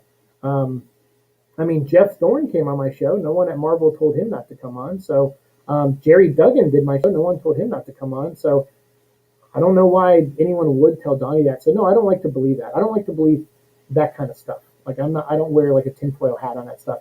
I think he's just busy. Like to me, the obvious answer is always the one that is the truth.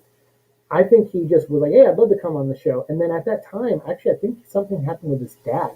So I literally backed away. I saw him post something like, hey, I got to get off Twitter for a while. My dad is not doing well, or someone in his family wasn't doing well. So I did not begrudge him at all. But then after time passed and he was doing interviews again, I thought maybe he would reach back out to me. So I wrote him again, said, hey man, are you, if you still want the door's always open, just let me know. And we can modify our questions if you don't like our questions or whatever. And then I never heard back from him. So I just think he's busy. Like that's how I interpret things. I don't think there's people out there that hate me like that, but I could be wrong. But that sucks if they do. Like I'm a pretty awesome dude. Just kidding. Oh, speaking of which, that reminds me. I was just wondering, when do you want me to join in for Venom Blog? Because I open any day. I'll let you know. I'm gonna push off that stuff till like late May, so I'll start contacting you at that time. No, it wasn't talking about your Venom comics thing. Just the Venom being a god is just wrong. Oh well. Okay, gotcha. Well then, I don't. You probably don't like comic books then, because there's a lot of gods in comic books.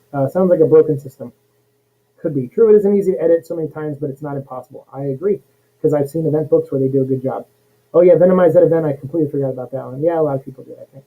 World War Hulk tie-ins had the Hulk fight a lot of the heroes. Yeah, I love the one where he fights Ghost Rider, and then Ghost Rider does a penance stare on him, and then realizes that Hulk is not guilty. So he just goes, "Oh, Hulk's not guilty," and walks away. I thought that was awesome. That panel with Venom telling everyone to stand back, he'll save the day, was Donnie writing about himself. See, it is. I don't want to go down that road either, but Donnie has said a lot of times that he sees a lot of himself in Eddie. So that means he probably writes Eddie as himself, and that's where the power fantasy stuff comes from. And I don't like to go down that route and get that personal with it, but I feel like that's probably true. But I whatever.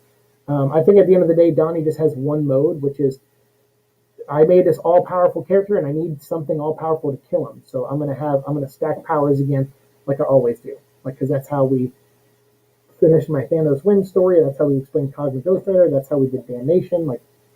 And that's just Donnie's answer, his go-to. And I like when writers evolve past their own tropes. Maybe Donnie will after this. We'll see how he ends his Thor run. Maybe Thor will then become a Celestial and a Galactus, and then that's how he's going to beat whatever threat is in his Thor run. And then we'll see that Donnie has learned nothing. Because I like when the underdog earns the victory. And Eddie literally gets his ass kicked in the first issue, dies, he's dead for 3 or 4 issues, and then comes back.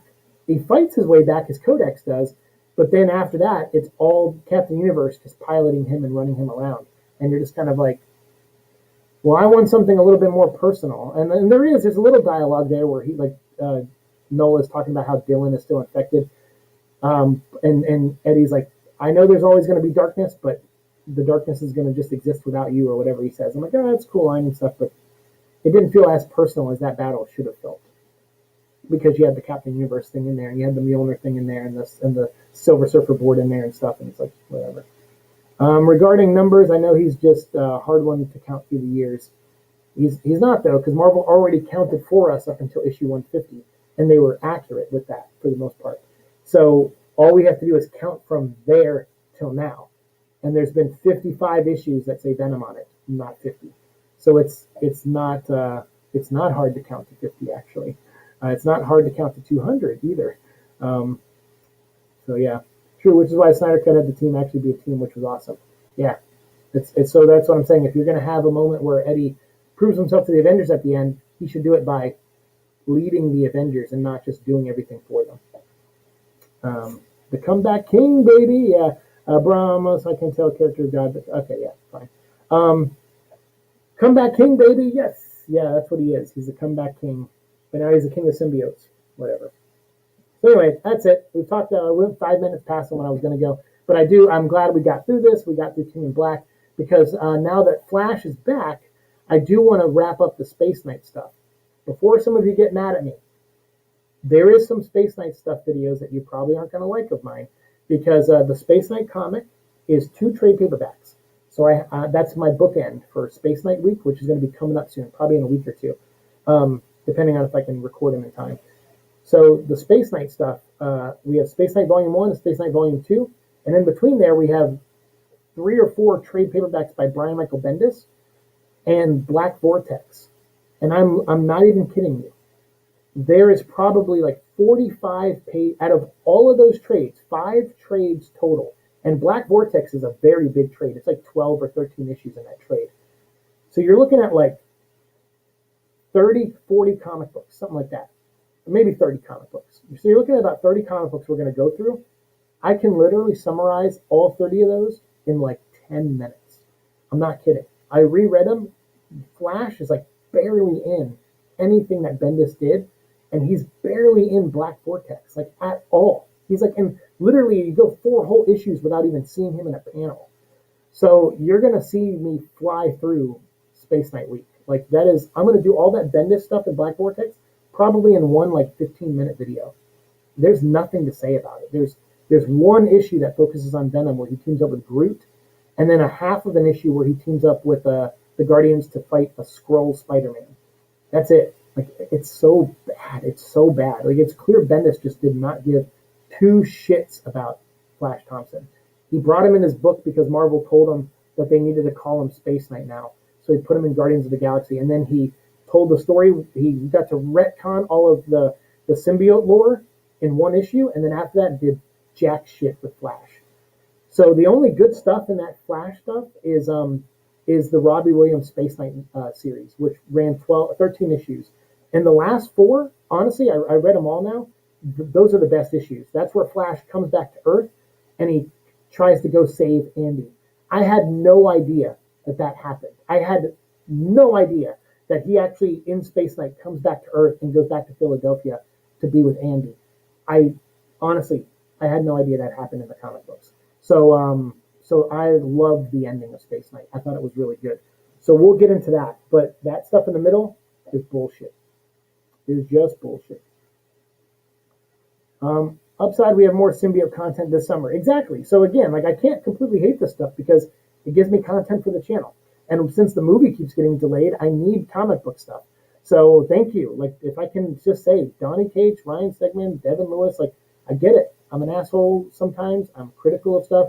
I say things you may not like me to say. I have opinions that you may not agree with. Maybe I shine a light on stuff behind the scenes that aren't accurate sometimes. I can only give my perspective and what I feel like is going on as best as any other discussion or reviewer can do. But I don't dislike you guys. I think you're good people as far as I know. You're good people. You seem like good people. I've had a lot of people in my comments praise you guys and are big fans of yours. So thank you for giving us this run because I've had content to make for years because of you guys. And the only reason I'm up to 600 plus episodes is because you guys pumped out so much Venom content. So yeah, thank you. So it doesn't matter what I think. I'm just one guy, and I welcome people's opinions who do like your stuff. And I have had people sway me from the negative to the positive before who do back you guys. So just know that this is not a community where I foster people hating you. I foster just different opinions, and I want different opinions here. But I'm not here to shit on you guys. I just am critical. That's it. That's all it is. And sometimes criticism hurts. I know. I've been criticized a bunch with books I've written and stories I've told, so I get it. I totally get it. But just know that I don't hate you guys, and I'm thankful for your Venom run because it helped bring me this community. And Venom, like I say, we are Venom. It connects us all. So keep writing this stuff. Then they'll keep making toys of it. We live in a period now where we have the most Venom merchandise ever. Out of 30 plus years of the character, this is the most. We've got cartoons that are called Maximum Venom, even though he wasn't in it that much. But we still got it. We got merchandise from it. We've got comic books, movies. It's the best time to be alive as a Venom fan right now. And I'm glad I am alive to cover all this stuff. and to make 600 plus episodes on it. And we've been talking about Donny Cates since season 1 of this show. So yeah, I just want to say that. Thank you, man. Thank you guys for your hard work. Even if I don't like it, who gives a shit? I'm one guy. I'm just one guy. And I'm not telling my people that watch this show to hate your stuff. I want them to all go make up their own minds. Some people agree with my opinions, and a lot of people don't. So just be happy that I'm in the minority and that everyone loves your books and they sell well, and you're going to go on to do bigger and better things, I'm sure. So don't worry. Don't worry about me. I'm not here to lead a mob of pitchforks. That's not what I'm here to do. Oh boy, Space Knight, I feel sorry for you. No, I like the Space Knight series. I just didn't like the Bendis stuff. Eek, I stayed away from Shade Knight. Didn't know. Yeah, I mean, I like the Space Knight stuff. The ending I thought was good. I didn't even know Flash was in Black Vortex. He's in it for like, no, I'm not kidding, like 15 panels total throughout 13 issues of comic books. Yeah, that's how little he's in it. Venom is wallpaper and yeah, he's just wallpaper. He's just there in the background. Okay. Space Knight again, not great, but definitely some moments. Yeah, it did some good moments. The ending I thought was good. The other stuff I was like, it's okay, but the ending I thought was good. I forgot about that book even existed because it felt like Marvel trying to keep the Space Knight name. I mean, it was that. That's exactly why it existed. But I still think Rob Williams, the guy who wrote it, still tried to do creative things with the character, and I like that. Actually, I did appreciate what he tried to do. What issue was that again with Andy? I think it's the last issue. I think it's issue like 12 and 13, because the last 4 issues tie into Civil War II, which is when the Guardians of the Galaxy come back to Earth. And I've never read Civil War II, but I did read it recently to cover the Space Knight stuff. And I took a bunch of notes in case I forget. And I'll reread it again if I have to. But yeah, it was not a great book, honestly, but it does bring the Guardians of the Galaxy back to Earth, and Flash decides to stay on Earth because he heard that Andy, since he's been off into space and he's been a Thunderbolt and all that stuff, Rob Williams, the guy who wrote it, asked a good question. Whatever happened to Andy? Like, she doesn't have her mentor around. So she went crazy with the Hellmark and everything. So the whole last 2 issues are Flash trying to help Andy in Philadelphia. And so I like that. I thought it was good. So we'll get into that. Yeah, it's the last few issues. Yep. Happy for Donnie's run. It got me into Venom comics in general. See, that's the thing, is it made people fans of Venom. So how the hell can I hate it? I can't hate it. I may not like it, but I don't hate it because it made new Venom fans. And I'm happy to have all of you. If you're here, if you watch, I'm happy to have you. Because I don't care what generation you came in and you like Venom. It doesn't matter. You are a Venom fan. And I appreciate that. I appreciate you, Bud. Appreciate you, Shaggy. Super stoked to have Flashback. Yeah, me too. Me too. I appreciate it too. You're welcome. Thank you for a Venom vlog. Glad we got to nerd out. I'm glad I got to nerd out with you guys too. When the hell are we going to get Venom 2 trailer? Of course, someone always has to ask. We almost made it a whole stream without someone asking. I don't know. But thank you for LOLing. I know you're just messing around. I know. But yeah, we'll talk. Venom 200 comes out in 2 months. So until then, any other tie-ins that are still that we have to talk about, we'll wrap those up. I'll get back into the Chillers story where I did the reading of the novella of the Peter Parker days with the black costume. So I'll get back into those and finish those up. And then we'll finish Space Knight. And then sometime in May, we'll do another Carnage week, which will completely catch us up on all things Carnage, all the way up to Black, White, and Red, or Black, White, and Blood. So it'll completely catch us up. So so by the end of May, we should be caught up on everything comic-wise except for the time that Peter Parker was Spider-Man. And that is going to be what we talk about throughout the summer in between movie news. Because I imagine that by the end of May or June, we should hopefully have movie news and maybe even a trailer of some kind or something. I don't know. We'll see. Because I think Black Widow's coming out in June now or something in theaters and on digital. So that'll be a good time to release a Venom trailer on a big Marvel movie. So we'll see. I don't know. Maybe we'll get one before, but I'm thinking that could be a good time for them to wait to release a trailer. So we'll see. So so I'm sure the summer we'll get movie news. So while we're doing movie news, I would like to have something comic related to talk about. And since we won't really have any Venom comic books coming out other than Carnage, Black, White, and Blood, and Extreme Carnage, we're not going to really have a lot of new comics to talk about. So we're going to go back and do the whole alien costume saga from Spider-Man in the comic version. Because I know Chillers is already one version of it, but we're going to do the comic version too. And that'll get us to talk about some of those symbiote Spider-Man miniseries that Peter David did recently. So it'll be fun. So yeah, Black, White, and Dead of a book. I didn't really like issue 1, to be honest with you, but we'll talk about that when I review it. But yeah, end of June Venom news, another delay. Yeah, right. We'll see. Hopefully not. But I'm going to go. Thank you guys so much. Hour and 45 minutes, long enough stream. We covered all the comics. Hopefully you guys enjoyed the discussion. And if you're watching later and you downvoted me or upvoted me, whatever you did, I'm glad you're just part of the conversation. But if you did downvote me or upvoted me, let me know why. Tell me in the comments why you agree with me or disagree with me. Because that's the thing is downvoting and upvoting, that's easy to do. But just put into words what you feel and why you disagree with me. I'm not here to shoot anyone's opinions down. I know sometimes I'll try to back mine up and I'll be firm and I'll plant my feet and be like firm, but that's not me, saying your opinion is invalid. Don't look at it that way. I'm just backing up why I feel the way I feel, but I always want to hear how other people feel. Because we are Venom and we're in this together, and only being together, even if we disagree, can we make this character a success. And it seems like we've been doing a pretty good job, because not only is this channel growing, but the fandom of Venom has been growing because of the works of Donny Cates and Tom Hardy and people in the movies, and it's all great. So we're all here, we're all having fun, and that's all that matters.